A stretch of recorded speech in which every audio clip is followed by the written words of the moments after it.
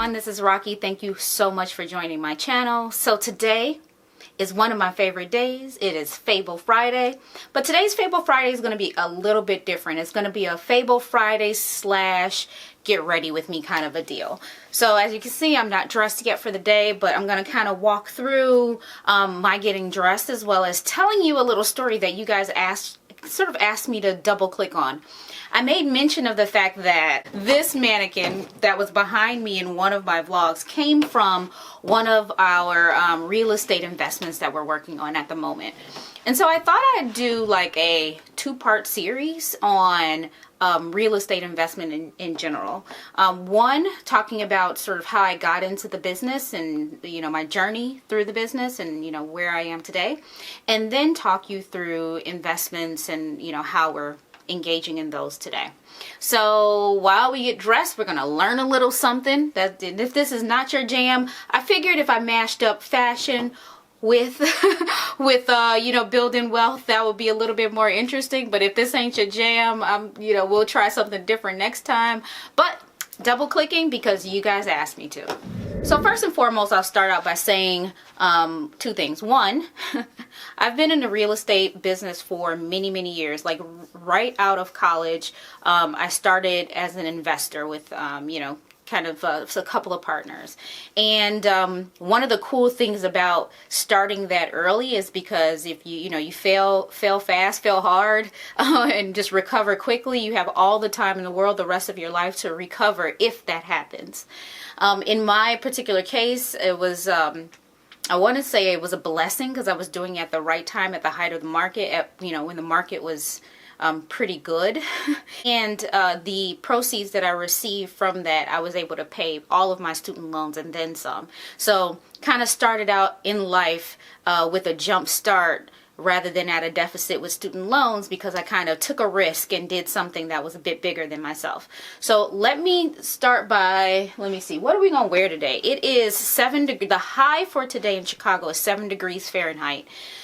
I'm not going anywhere. I'm not going outside, but I do, when it's cold outside, I do like to feel cozy inside as well. So because I am in the house, I don't want any rigid, hard fabrics.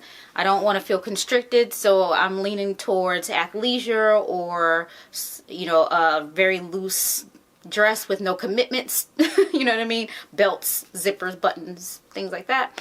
So what are we going to do? What are we going to do? Let's look around and get started.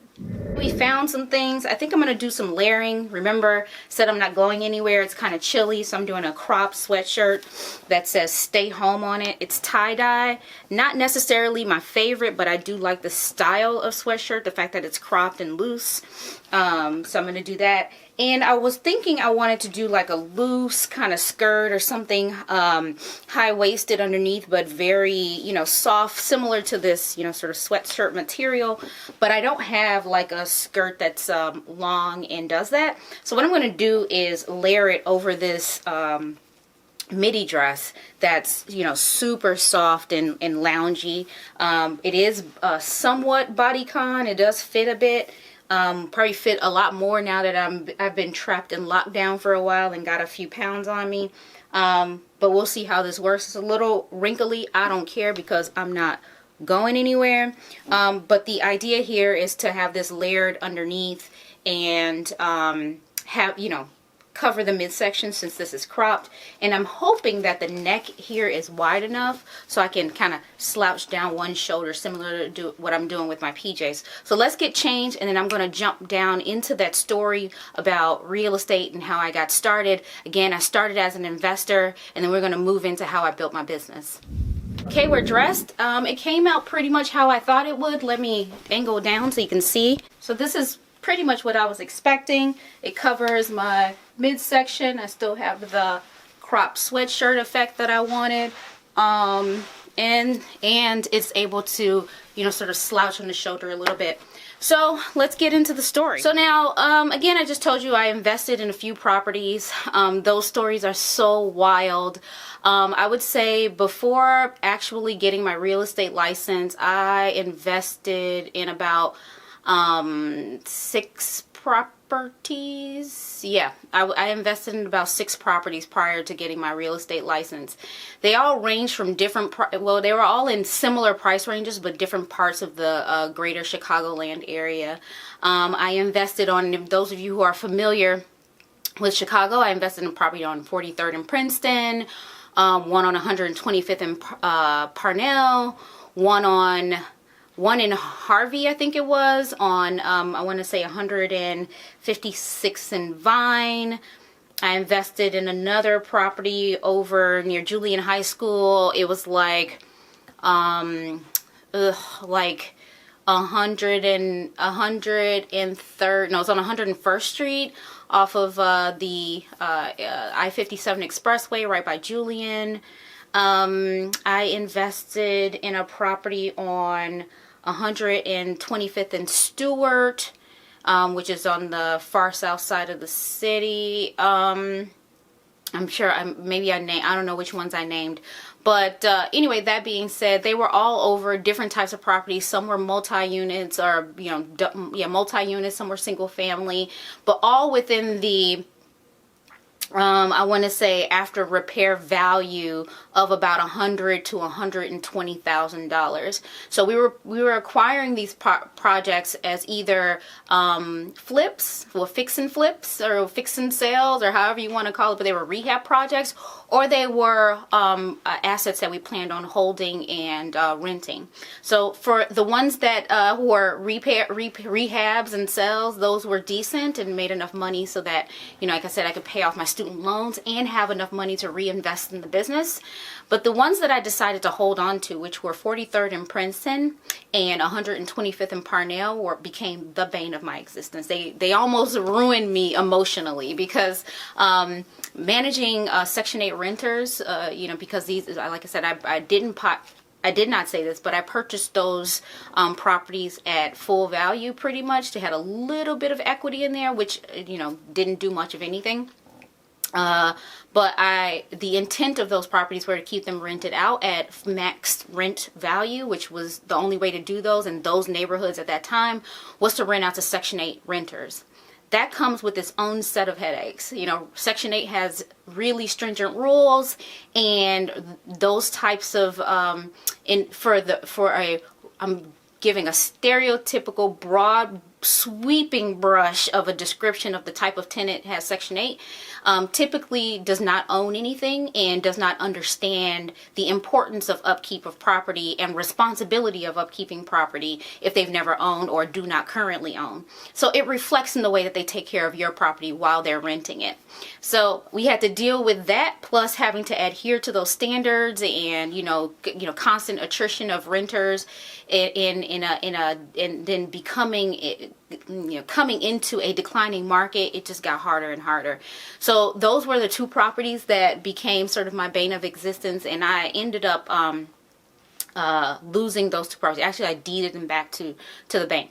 So those are my sort of my down stories.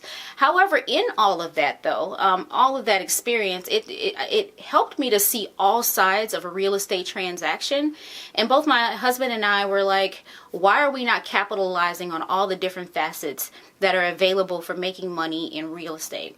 And so that wasn't just approaching it as an investor and taking on all of the risk as an investor, but also working on the lending side as well as the real estate transactional side. So I soon after went and got my real estate license, and my husband became a loan originator for residential property. And that started a whole new path for us. We did one property as sort of a joint unit where we were consulting on an investment property to be rehabbed and sold. My husband was the loan originator. I was the real estate broker. We, kind of going to say curated that deal from end to end. And this property was on 56th and Elizabeth in the Inglewood neighborhood in Chicago.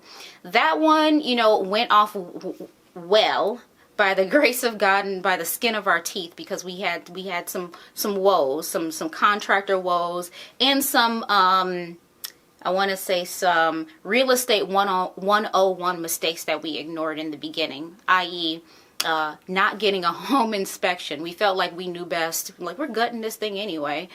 Who cares? Let's just buy it. It was a really the inventory during that time when we were doing that real estate was really, really low. We were desperate to like make a deal work for our investors, so we just picked this one up without doing due diligence, and that came back to bite us in the end. So that being said, that was one of those projects where it was like, by the grace of God, we sold it at full after repair value, you know, and everybody, the investors got paid back, the original loan got paid back, a partner got paid their dividend, and then we as investors in it as well, we got our money back, but we didn't make a profit. So we literally broke even with what we needed to pay out and getting our investment back, and we didn't make a profit. So I mean, you could do all that and lose money. I lost my time, my effort, and my work for curating the deal from end to end, but I didn't lose any money. So, like I said, that was the first one where I was, you know, a real estate broker approaching the investment side of the house. I started out as a real estate managing broker owner. There was a loophole in the rules at the time that didn't require you to be an agent for 2 years. Then you could become a managing broker and an owner of your own practice. So that loophole allowed for you to just go right in and apply to be a managing broker owner. So from day one of my career, I've been for my real estate career, I've been a managing broker owner. I own, the name of my company was RF Vaughn Estates, and I've since rebranded, and now we're called North and Loyal. It's a play on my husband and I's college alma maters, Northwestern University and Loyola University, so North and Loyal. So that being said, I got many years of residential transactions under my belt, doing those types of deals for other people. We took a break after we took a bath on those two places that I told you. We ended up having a deed back to the bank, and then breaking even on that one investment deal. The market took a huge downturn. The bubble burst. The market took a downturn, and we were not interested in touching anything in the real estate market at that time.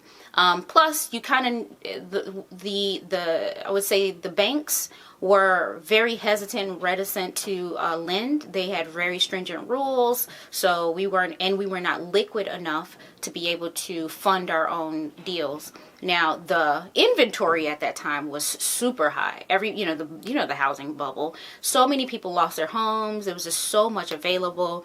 But again, like I said, we weren't in a liquid enough position to be able to acquire those properties and hold them long enough such that the market could turn around and then we could sell it at that point. So for many years, we stayed out of the real estate game. And then fast forward to today, we've started back into that game. So we've partnered with some other individuals who play certain roles in this whole business. I serve obviously as the person who sells the properties. I am the real estate broker in this whole partnership. My husband is the acquisitions manager in all of this. So he goes out and vets and prices and scopes the properties that we should acquire and buy. The other partner goes out and finds investors. Another one does the design. So it's just a whole network of us. There's 4 total of the core group, and then we have a couple other employees that do other things. So it's sort of like an investment group. I want to say I haven't told you the name of the company. That'll come in part 2. But that's sort of what we do. And in part 2, I'll tell you exactly what we do and how we do it and how that's been working out for us so far. So I didn't want to talk too much, but I'm in the next stage of getting dressed, and let me do that and come back. The 2 next steps of my outfit are making sure that I'm fresh for the rest of the day. Showers are great, but I need to, set a mood. It's the next layer of my outfit. So as you guys know, I do try to do natural deodorants, and this one is an Ojai deodorant. It's the rose scent. I think you guys have seen this before. It's neither here nor there. But this is the deodorant that I use, and rose sets off pretty much everything that I wear. I love scents like this that kind of are feminine and light and floral. The next thing that I put on is perfume. I put on perfume every day, even though I'm not going anywhere, again, because I feel like it's another layer to my outfit. It's like a scarf, or the pair of tights that you wear, or socks, or a necklace. It's just another piece to me. And because I have on all these accents of different shades of pinks and things, I thought that this floral rose would be a good accent on the outfit. This one is the Dossier dupe of Le Labo Rose 31.